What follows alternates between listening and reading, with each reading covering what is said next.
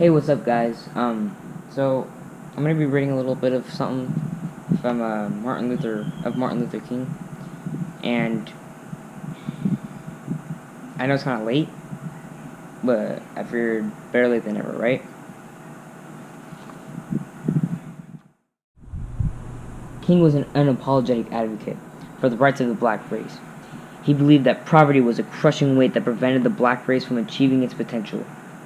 He told a story to an audience at Stanford University about a man who approached him and told him that his people should pick themselves up by their bootstraps and make their lives better. His rebuttal was, how do you tell a man to pick himself up by his bootstraps when he has no boots? He was a passionate believer in using non-violent methods to effect change. He courageously spoke out against individuals that abused their power and influence. Martin Luther King Jr.'s greatest legacy, and the event that he is most recognized for, is the speech he gave on the steps of the Lincoln Memorial. So even though we face the difficulties of today and tomorrow, I still have a dream. It is a dream deeply rooted in the American dream. I have a dream that one day this nation will rise up and live out the true meaning of its creed. We hold these truths to be self-evident, that all men are created equal.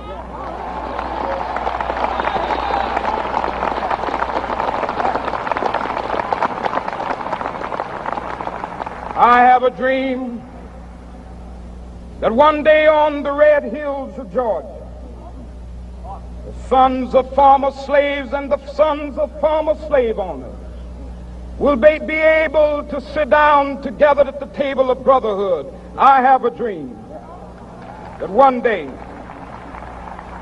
even the state of Mississippi, a state sweltering with the heat of injustice, sweltering with the heat of oppression, will be transformed into an oasis of freedom and justice. I have a dream that my 4 little children will one day live in a nation where they will not be judged by the color of their skin, but by the content of their character. I have a dream today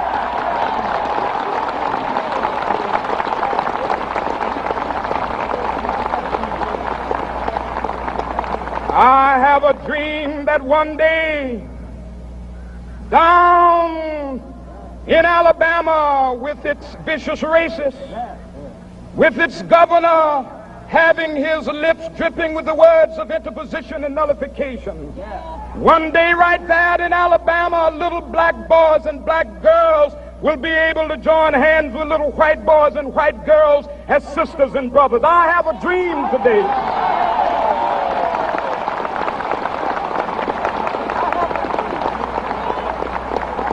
I have a dream that one day every valley shall be exalted, and every hill and mountain shall be made low. The rough places will be made plain, and the crooked places will be made straight, and the glory of the Lord shall be revealed, and all flesh shall see it together. This is our hope. This is a faith that I go back to the South with. With this faith, we will be able to hew out of the mountain of despair a stone of hope. With this faith, we will be able to transform the jangling discords of our nation into a beautiful symphony of brotherhood. With this faith, we will be able to work together, to pray together, to struggle together, to go to jail together, to stand up for freedom together, knowing that we will be free one day. This will be the day. This will be the day when all of God's children will be able to sing with new meaning, my country, tears of thee. Sweet land of liberty, of thee I sing. Land where my fathers died, land of the pilgrim's pride. From every mountainside, let freedom ring. And if America is to be a great nation, this must become true. And so let freedom ring from the prodigious hilltops of New Hampshire. Let freedom ring from the mighty mountains of New York. Let freedom ring from the heightening Alleghenies of Pennsylvania. Let freedom ring from the snow-capped Rockies of Colorado. Let freedom ring from the curvaceous slopes of California. But not only that, let freedom ring from Stone Mountain of Georgia. Let freedom ring from Lookout Mountain of Tennessee.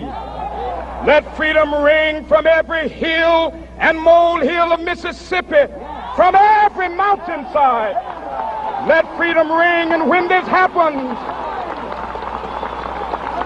and when we allow freedom ring, when we let it ring from every village and every hamlet, from every state and every city, we will be able to speed up that day when all of God's children, black men and white men, Jews and Gentiles, Protestants and Catholics, will be able to join hands and sing in the words of the old Negro spiritual, free at last, free at last.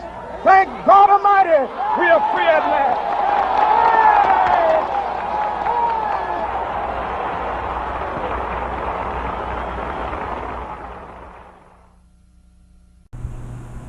Dr. King loved America. He praised the founders in his speeches and shared his appreciation in the Constitution. King held a core belief that all men are created equal, that the equality was a gift from God. He had a vision for a united country.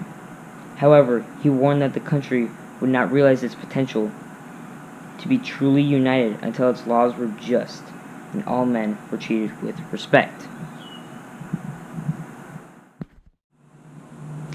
In 1964, after moving to the forefront of the American Civil Rights Movement, King was awarded the Nobel Peace Prize for his efforts to establish equal rights for African Americans. After a fiery speech on April 3rd in favor of sanitation workers, the unthinkable happened. Direct from our newsroom in Washington, in color, this is the CBS Evening News with Walter Cronkite and Russ Hodge in Memphis, Tennessee, Dan Rather in New York, Bernard Kalb in Saigon, Marvin Kalb in Wellington, New Zealand, and Bert Quint in Quezon, Son, South Vietnam. Good evening. Dr. Martin Luther King, the apostle of nonviolence in the civil rights movement, has been shot to death in Memphis, Tennessee. Police have issued an all-points bulletin for a well-dressed young white man seen running from the scene. Officers also reportedly chased and fired on a radio-equipped car containing 2 white men. Dr. King was standing on the balcony of a second-floor hotel room tonight when, according to a companion, a shot was fired from across the street. In the friend's words, the bullet exploded in his face. Police, who have been keeping a close watch over the Nobel Peace Prize winner because of Memphis' turbulent racial situation, were on the scene almost immediately. They rushed the 39-year-old Negro leader to a hospital where he died of a bullet wound in the neck. Police said they found a high-powered hunting rifle about a block from the hotel, but it was not immediately identified as the murder weapon. Mayor Henry Loeb has reinstated the dusk-to-dawn curfew he imposed on the city last week when a march led by Dr. King erupted in violence. Governor Buford Ellington has called out 4,000 National Guardsmen. And police report that the murder has touched off sporadic acts of violence in a Negro section of the city. In a nationwide television address, President Johnson expressed the nation's shock. America is shocked and saddened by the brutal slaying tonight of Dr. Martin Luther King. I ask every citizen to reject the blind violence that has struck Dr. King, who lived by nonviolence. Dr. King had returned to Memphis only yesterday, determined to prove that he could lead a peaceful mass march in support of striking sanitation workers, most of whom are Negroes. Dr. King had this to say last night about the situation in Memphis. Maybe I could understand the denial of certain basic First Amendment privileges because they haven't committed themselves to that over there. But somewhere I read of the freedom of assembly. Somewhere I read of the freedom of speech. Somewhere I read of the freedom of press. Somewhere I read that the greatness of America is the right to protest for right. There was shock in Harlem tonight when word of Dr. King's murder reached the nation's largest Negro community. Men, women, and children poured into the streets. They appeared dazed. Many were crying. A young Negro said Dr. King didn't really have to go back to Memphis. Maybe he wanted to prove something. I hope you guys did enjoy that. Like I said, I know it's kind of late, but this did need to happen. This is also for some credit in my media production class, which is how I upload all my stuff, how I edit and all that stuff. And it's going to be going on for the next 3 years. So yeah, there's that. But yeah, the pictures that you saw, the text and all that stuff, the quote, it is all there for us to use to remind us. Just look it up. That's all you guys gotta do is look it up. And it's there. That's how easy it is today.